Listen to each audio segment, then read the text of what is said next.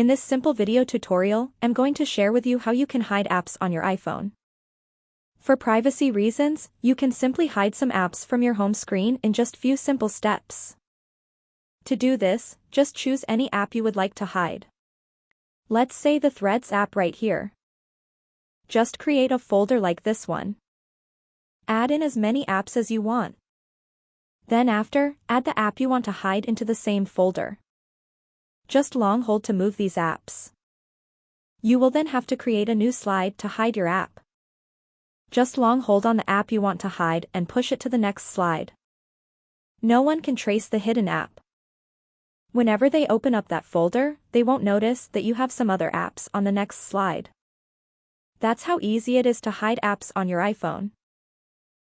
If you have any questions, just let me know in the comments section down below.